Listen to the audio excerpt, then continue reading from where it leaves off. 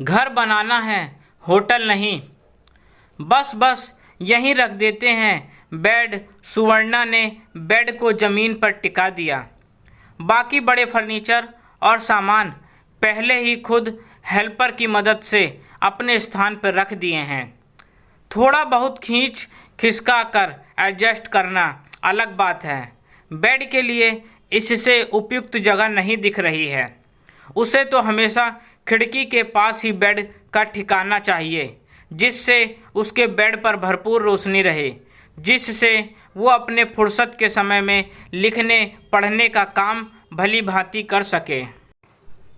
वैसे भी उसे खिड़की से छनकर आती सूरज की रोशनी में ही बैठकर कोई भी काम करना पसंद है। बिजली के बल्ब और लाइट में वो बात कहाँ। घर देखने से पहले भरपूर रोशनी, उजाला, हवा का आवागमन, क्रॉस वेंटिलेशन उसकी हमेशा पहली प्राथमिकता रही है। इस घर में भी है। लो, अभी तक मैंने बताया ही नहीं। सुवर्णा अपने पति अनिमेष के साथ उनके तैनाती स्थल पर आई है, यानी कि दोनों पति पत्नी ट्रांसफ़र होकर नए शहर में आए हैं। इतना आसान भी नहीं होता गृहस्थी को समेटकर दूसरे स्थान पर जाना। पतिदेव के कार्यभार ग्रहण करने के साथ ही वहाँ घर देखना, बच्चों के लिए school, basic phone, gas connection सब कुछ ट्रांसफ़र कराना। परंतु एक बात तो निश्चित तौर पर अच्छी ही होती है। इससे आप अनेक शहरों में रहने, वहाँ के माहौल, कल्चर को समझने का अवसर पाते हैं। अलग अलग परिस्थितियों में अलग अलग लोगों के साथ कैसे सामंजस्य बैठाया जाता है, यह भी सीखते हैं।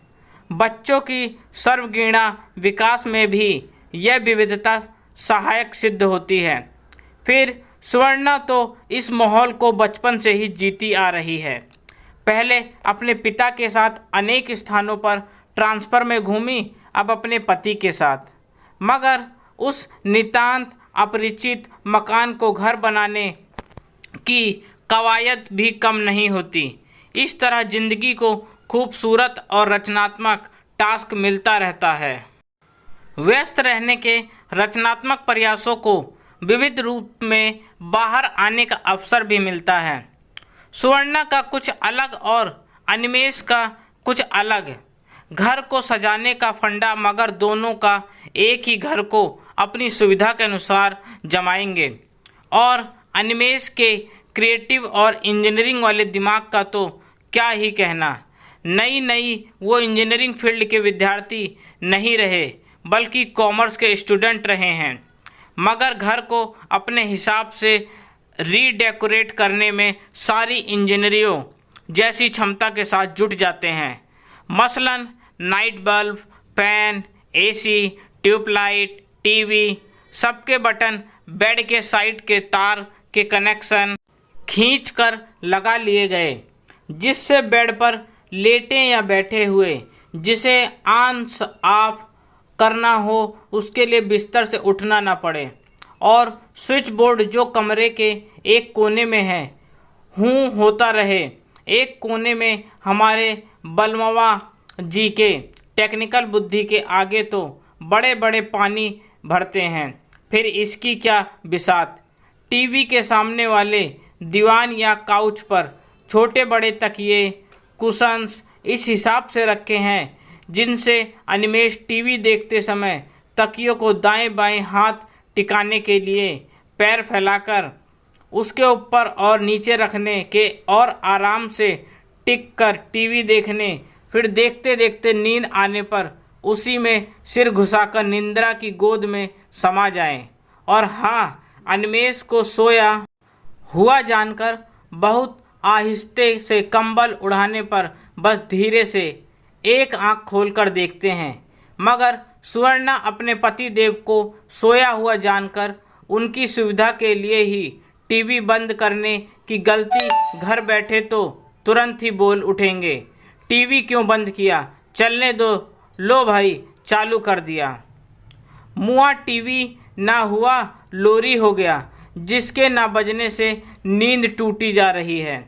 घर में भी चीज़ें अपनी आवश्यकता और सुविधा के अनुसार ही हैं। घर में आराम से आओ बैठो, अपनेपन के एहसास के साथ, निपट परायेपन के साथ नहीं कि दीवान पर बैठने पर चादर में सिलवट ना पड़ जाए। अरे पड़ती रहे सिलवट, इंसान का आराम बड़ा है या ये दिखावापन? जोर से बोलना नहीं, खुलकर हंसना नहीं, इंची टेप से नाप कर, सीमित मुस्कान, सीमित प्रतिक्रिया, रिएक्शन नहीं, बल्कि खुलकर मिलो। जो भी बना है उपलब्ध है, उसे मिल बांट कर पेट भरकर खाओ। सिर्फ चाय बिस्किट नमकीन तक सीमित नहीं, बल्कि खाने के समय आने वाले सभी को प्रेम से खाना खिलाकर भेजने की परंपरा, जो दोनों को ही अपने अपने माता पिता से मिली है, का पालन करते हैं। हृदय में असीम स्नेह, सम्मान और अपनेपन के साथ आने वाले बच्चों के लिए भी सब कुछ उपलब्ध रहता। साथ में खेलना कूदना, प्यार, मनुहार, खाना पीना, देखभाल। अब इस सब में घर की व्यवस्था थोड़ी ऊपर नीचे हो जाए तो क्या फ़र्क पड़ता है? इससे तीन आखिर हम घर बसाते हैं, हम जिसमें निश्चित खुलकर जी सकें, अपनी सुविधा अनुसार रह सकें और आने वाले को भी वही एहसास दिला सकें, जहां सभी चीज़ें व्यवस्थित सजी हैं। हाँ, आप बैठे भी तो संकोच के साथ। बच्चे उनके लायक खिलौने को भी ललचाई निगाहों से देखें मगर छू ना सकें। ऐसी जगह को घर थोड़ी ना कहेंगे।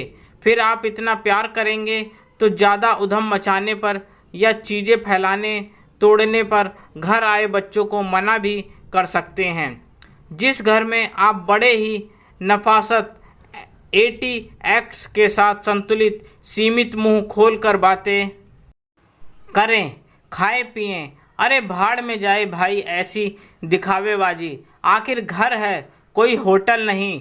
घर तो वह जगह होती है जहां अपनेपन का जीवंत एहसास हो, दिखावेबाजी और औपचारिकता से पूरी तरह दूर।